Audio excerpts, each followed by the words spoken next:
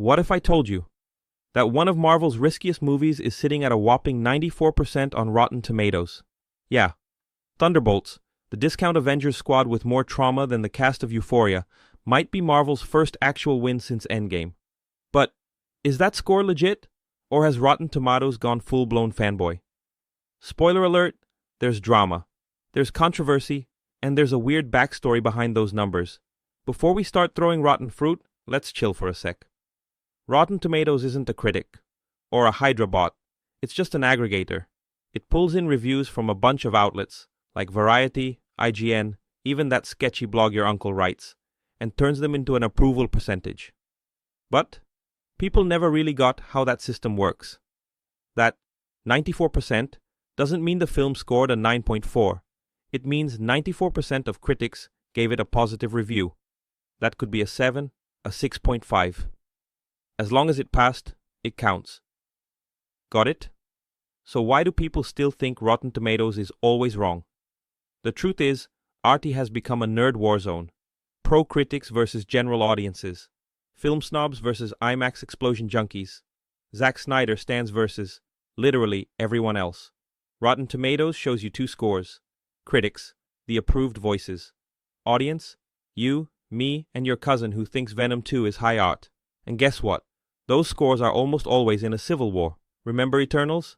Critics, barf emoji. Audience, hey, not bad. Angelina Jolie's got a glowing sword, I'm in.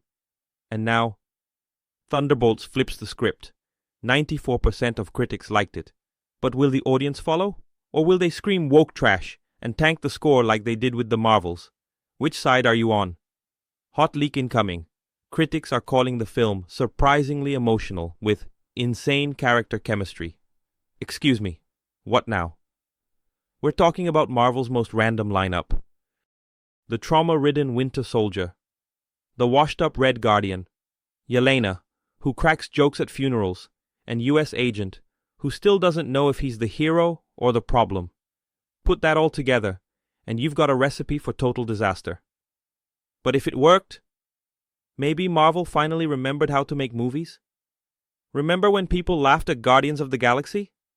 Yeah, that turned out to be one of the best MCU entries ever. Maybe Thunderbolts is pulling the same trick. Zero expectations, massive hype. Or maybe it's just another mirage in the Phase 5 desert. 94% at launch looks great, but remember, more critics, more chances to drop. It's happened before. Quantumania came in decent, and ended up being the worst Ant-Man flop since he got curb-stomped by a toaster. If Thunderbolts dips below 85%, the fandom will lose it. But if it holds in the 90s, Marvel's slapping that number on every trailer, every poster, every Deadpool underoos in existence. But again, does a high score guarantee success? Here's the truth bomb. Rotten Tomatoes is the new Marvel villain. Everyone blames it when a movie tanks. But when the score's high, suddenly it's their BFF. Rotten Tomatoes is dumb. Rotten Tomatoes is paid off. Rotten Tomatoes spoiled the ending. Yes, that actually happened. But guess what? The site's just reflecting what critics say. The real issue is who's reviewing, how they're reviewing, and how we interpret that. Thunderbolts scoring 94 doesn't mean it's the next Infinity War.